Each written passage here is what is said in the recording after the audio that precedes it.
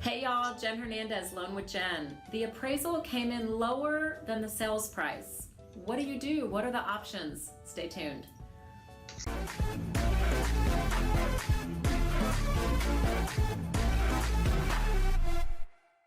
Okay, we're back.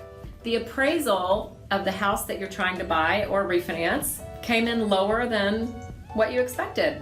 So let's just say it's a purchase. The house came in $20,000 lower. So I'm gonna give you an example. You're under contract to purchase a home for $300,000, let's say. And the appraisal's done. The appraisal, by the way, is usually ordered about a week after contract. Now again, every lender's a little bit different. I'm just saying more or less. So it's really halfway to towards the end of the transaction that the appraisal is even sometimes received.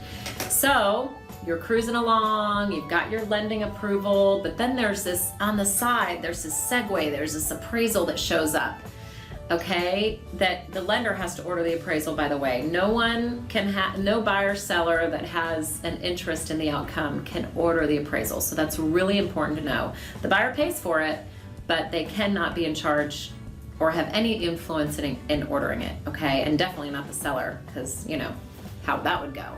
So the appraisal for the $300,000 price came in at $280,000.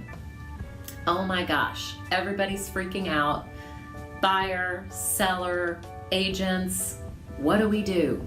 Again, we're talking about the appraisal came in lower than the sales price. So there are three options and three options only. Number one, there can be a reconsideration of value. So there's a very simple process that lenders adhere to. Everything has to be arm's length. Arm's length means a distance. It's not configured or influenced in any way. So we get from the agents or the builder, we say, hey, here's the appraisal. If there's comparables that weren't used, or if there's data that's missing or inaccurate, read the appraisal and let us know in writing, give us back the data, and we will forward that to the appraisal. So again, remember, the lender is neutral. We cannot influence anything. We're definitely not appraisers. We're just getting, at the intermediary, getting information to the appraiser, okay? So reconsideration of value is an option.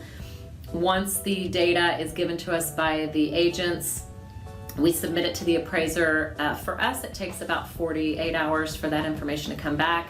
Sometimes it could take longer if the appraiser needs to go out and take pictures of comparables, etc. So check with your lender about the timeline of the reconsideration of value. That's option number one. Option number two is the buyer could pay the $20,000 difference. They could say, you know what?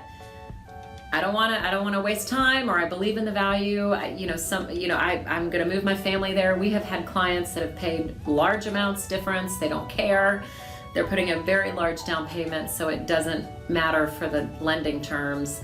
And they are confident in the value. They're confident that's the house that they want, and they pay the difference. Okay, so the client could say, I'm going to pay the $20,000 difference between the price and the appraised value. Now the third option is renegotiate. So sometimes we see sellers meet halfway, sometimes we see them come all the way down. It just depends, okay? It depends on how far off we are. Again, we'll still do the loan. However, just to sum it up, actually I might have cut this, jumped over this before I said this. We will loan. In this case, for example, let's say the contract was for the 300 and we're doing a 95% loan, 5% down, and it comes in at 280.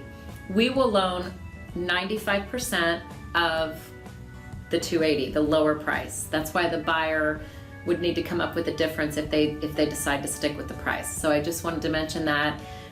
So I'm gonna sum this up for you. Contract is $300,000. Again, we're talking about the appraisal came in lower than the sales price. Contract is $300,000, comes in at $280,000. It's a 95% loan. So we amend our lending terms and say, great, you can still buy the house. We will loan you 95% of the $280,000. You just have to come with the $20,000 difference. Some clients don't want to do that. So there's three options. Come up with the difference, do the reconsideration of value that we mentioned, or renegotiate. Those are the three options. I hope you found this helpful. Talk to your lender about the options if this happens to you. You'll get through it. Good luck. Talk to you soon.